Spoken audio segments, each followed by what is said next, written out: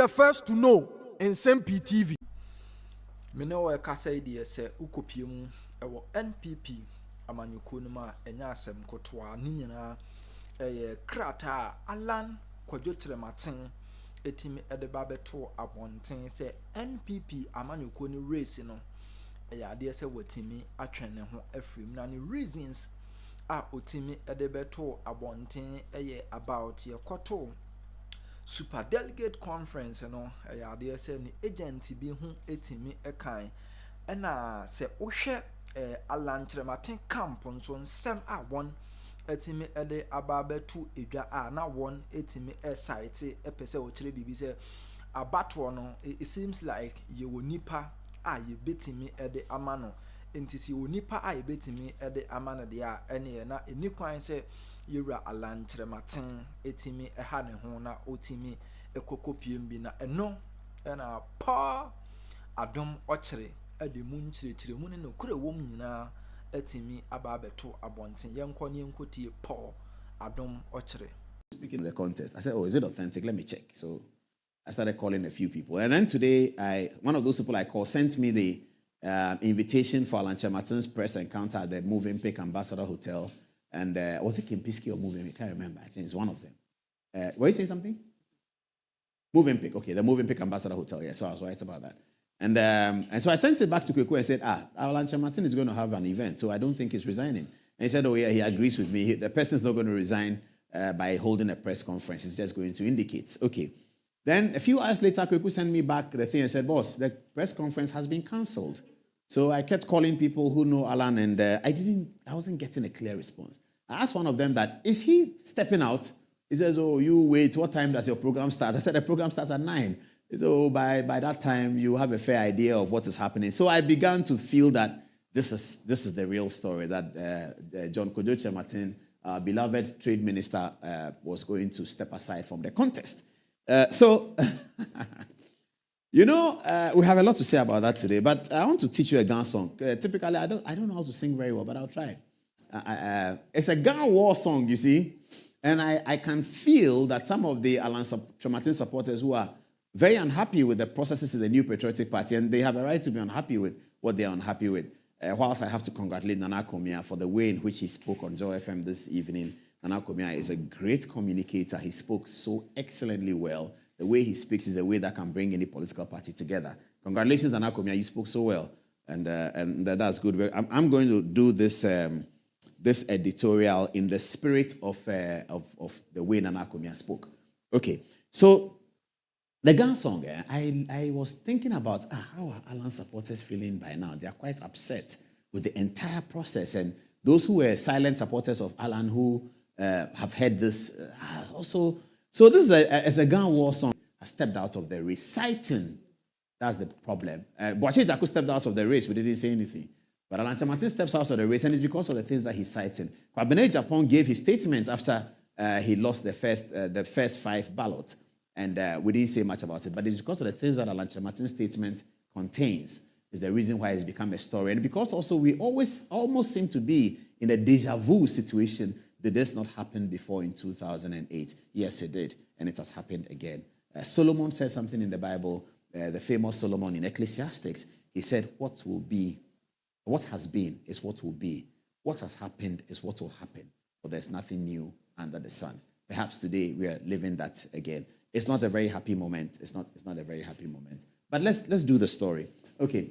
On Sunday, the 27th of August, 2023, I issued a public statement which made reference to the selection and shortlisting of presidential aspirants by the Special Electoral College convened by the New Patriotic Party on the 26th of August, 2023. After having carefully analyzed the results of the said elections, it is absolutely clear to me from events leading to, during, and after the elections that the Special Delegates Conference was strategically and tactically skewed in favor of one particular aspirant.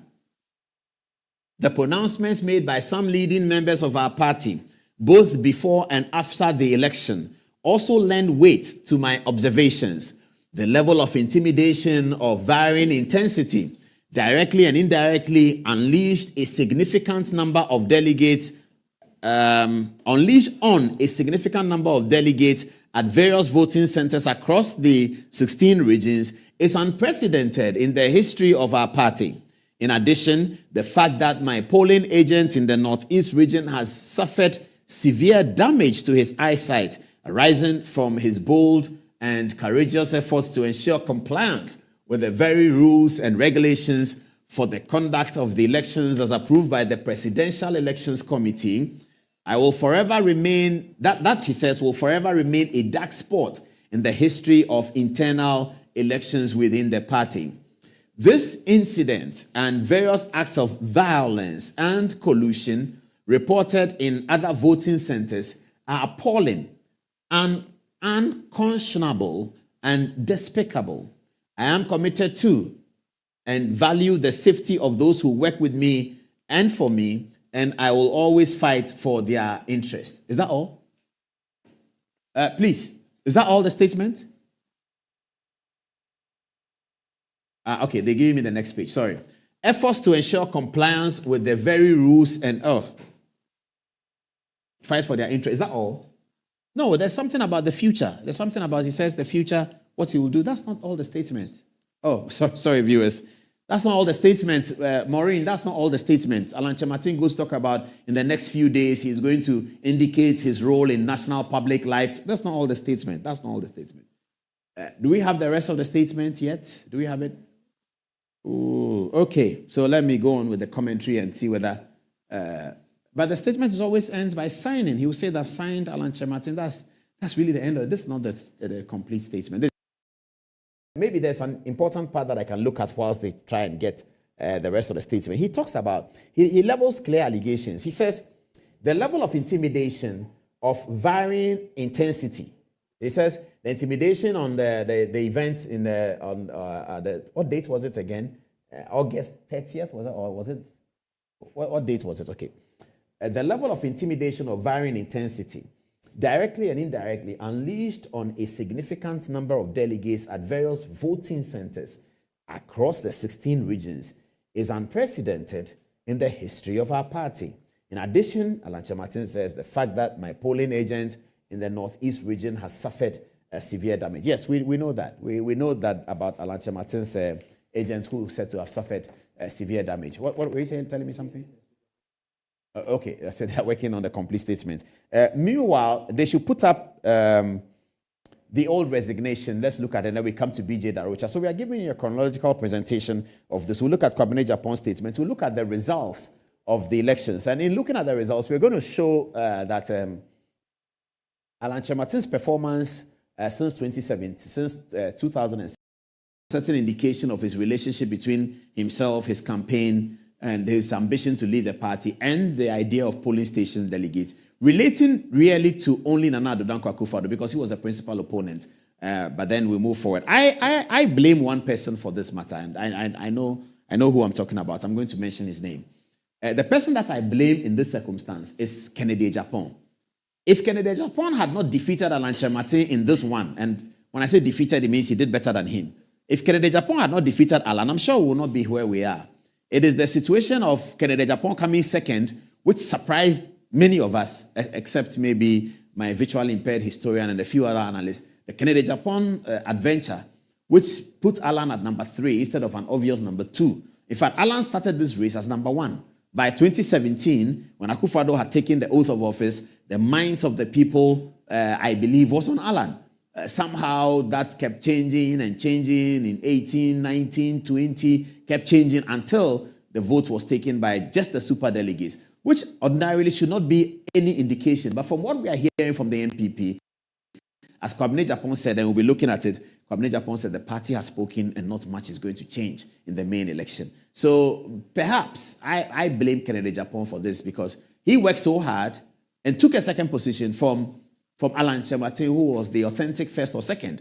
And in all the analysis, all the conversations has been about Bawumia and Alan Kyerematen, Bawumia and Alan Kyerematen, Bawumia and Alan Kyerematen. And now, what do we see? We see that Kennedy Agyapong has come second. I think that is the problem here. That is part of the reason why the Kyerematen campaign is beginning to review what they want to do and how they want to go forward with it. Somebody said on radio that it is going to be very difficult for Alan to win this contest. And perhaps that's a face-saving measure. I don't know whether it's a face-saving measure. Let's just pick up this historical resignation, and then we may come to the choir to do one stanza for us whilst we get the documentation ready. All right. It's as follows, and this is 2007, I believe. It says, I have monitored extensively media reportage and discussions. This is Alan Kyerematen speaking in 2007. That's why we use a photograph of that time. As you see, Alan has been a beautiful man from that time until now. But this is what he said in 2007. And we'll go also and show you what one of the party stalwarts, B.J. Darocha, recounted. What B.J. Darocha recounted about the resignation of Alan Kyerematen in 2008 after the 2007 context in December. This is what he said. I have monitored extensively media reportage and discussions within the past week. Following my decision to resign from the New Patriotic Party, it is clear that there is a calculated attempt emanating from certain quarters to create public disaffection against me for taking a decision on principles and to create the impression that I am vacillating on my decision to resign, thereby displaying inconsistencies in thoughts and judgment. I wish to state categorically that I have not rescinded my decision to resign from the party. The statement further read, we must also not lose sight of the fact that national interest is superior to the interest of any single party. In this regard, I will soon give a firm indication of the role that I expect to play in the political landscape of the country. This is the continuation of the statement of today. But then it's very similar to what he said today. Oh, wow, that's interesting. Please, can you mic Maureen? Can you mic Maureen? Let her come and explain. Because I believe I'm reading 2007, but what I have read already today is very similar. So they'll produce that and then we can see the similarities. It's much more similar than we thought. We were putting up a story that shows a certain similarity. I didn't know that we have such a striking similarity here. So let me confirm that what I'm reading is from 2008, April 2008. If Dodu is here, please make him up. He is ready to come on. He will give us more details. So it says, I have monitored extensively media reportage and discussions within the past week. Following my decision to resign from the New Patriotic Party, it is clear that there is a calculated attempt emanating from certain quarters to create public disaffection against me for taking a decision on principles and to create the impression that I am vacillating on my decision to resign, thereby creating inconsistency. It says here, we must also not lose sight of the fact that national interest is... Have they mic there? Okay. So what is this? This is what he said when he resigned from the 2007. And it's quite similar to... It's 2008, actually. It's April 2008. Yes, and it's quite similar to what he posted out today when he withdrew from the race. And I think the graphics team, they're getting the final part of his statement today, but it's really similar.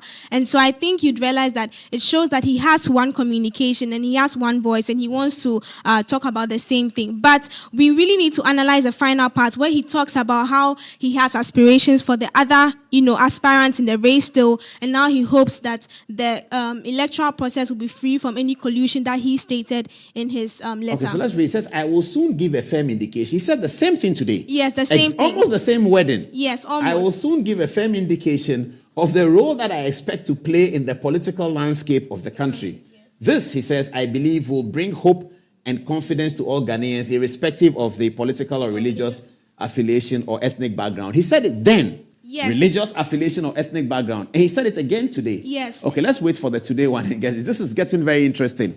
But let's get the point of 2007. In 2007, Alan Kyerematen was clearly the establishment candidate.